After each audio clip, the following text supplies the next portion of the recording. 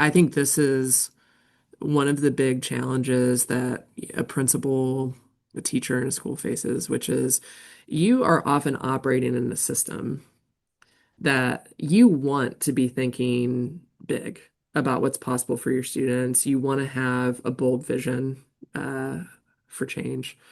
But a lot of times you are trying to move forward on these really short-term planning cycles that invites you to ask, what's the best we can do in the next 6 months, or what's the best we Mm, can do in the next year?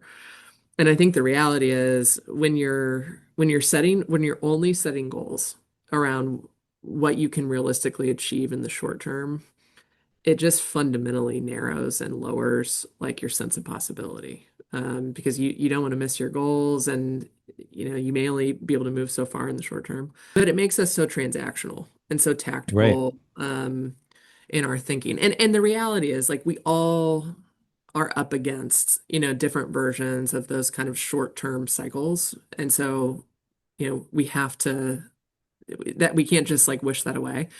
But I think when we think about how do we set a bigger vision that actually inspires people and unlocks like more of their best effort and what they're capable of, we will get different answers if we say, what is our goal 5 years from now?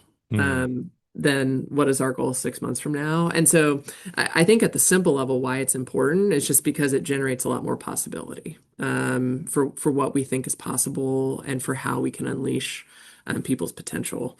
There's also always going to be more short-term urgent things that we could do than we have capacity to do. And right. so I think the big trap, I mean, I think it starts by recognizing we think that if we just work hard enough on like the hamster wheel of short-term stuff, we'll eventually get to the point where we've checked off all of the things and then we'll get to the long-term kind of planning. When we work with leaders, and this will come back to kind of the psychology of it, we just start with, I mean, particularly if you're in a senior organizational leadership role, we just sort of state it is your responsibility to spend time thinking on a time horizon that is measured in years and not measured in months or weeks. Mm, And we should see it on your calendar. And what we know when people first put it on there, there's this real anxiety about what am I going to do in that time? Because like we don't have the habits, we don't have the muscles for it. And I think a little bit, and this goes back to kind of maybe a different version of servant leadership.